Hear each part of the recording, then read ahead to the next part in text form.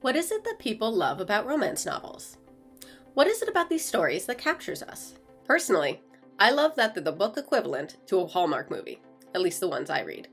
You know basically what you're going to get, while each one has its own unique flair. Now, what is this reliable structure that's so comforting to read? For most of the romance novels I tend to read, they start off by introducing our two main characters. We learn who they are and the stakes that they're facing as we begin the story. We see them meet, unless they're already friends, and most likely there's a reason they have to interact with each other frequently.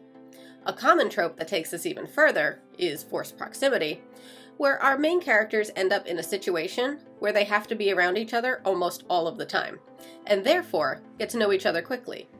Sometimes this is also paired with the enemies to lovers trope, where our main characters are bitter rivals, but from being forced together and learning more about each other, they realize that they were actually meant to be. Once we have our initial setup and our main characters get to know each other, there's usually a misunderstanding or other conflict that causes one or both of our characters to become mad at the other. Then usually, with the help and advice from friends, the conflict is resolved and they get back together. Most of the time, the ending resolution sees both our characters finding a combined solution that solves both of their personal conflict or stakes, thereby creating a happy ending for everyone, and both learning that their lives are better with the other person. For example, in Emily Henry's Book Lovers, we find out that our protagonist, Nora, has the problem of trying to take care of everyone around her all the time, especially her younger sister. And we find out that our other main character, Charlie, is having trouble keeping his family's bookshop running. By the end of the book, these problems are solved because of things the other person is able to help with. Emily Henry is one of my favorite romance writers. She focuses on character development and complex emotions. Book Lovers is one of my favorite enemies to lovers romance novels. Lease on Love by Fallon Ballard is a great strangers to friends to lovers story. And The Love Hypothesis by Ali Hazelwood is a great false relationship romance novel, which is one of my favorite tropes. While most romance novels follow approximately the same outline, there are a myriad of these overlying tropes that break them into further categories. It all depends on the flavor of romance novel you like. Personally, I gravitate towards the enemies to lovers and forced proximity tropes.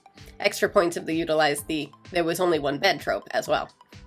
I like these because they're a bit silly, but in a good way, and feel unique in the sense that it wouldn't happen every day. It works specifically for these characters in this situation.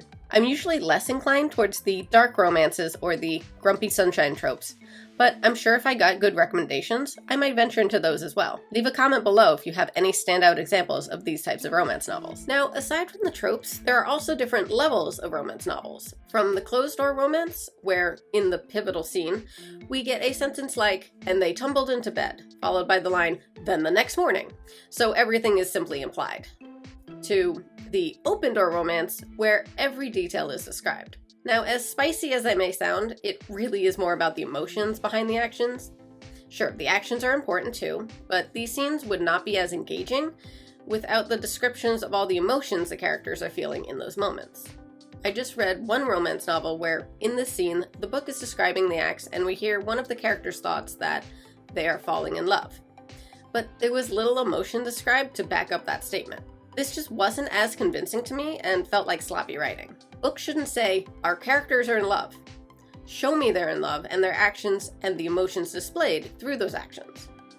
Let me see that they're in love, rather than just telling me. Authors need to allow their readers to interpret what they want them to know, to make the story more believable. I mean, which of these sentences conveys more emotion?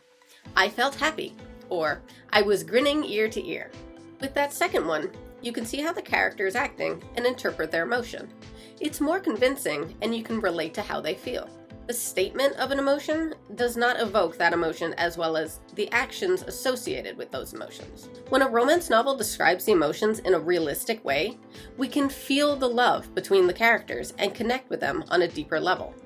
It's really the emotions that we get to feel along with these characters that brings us back time and time again to romance novels, even when we know that in the end they fall in love.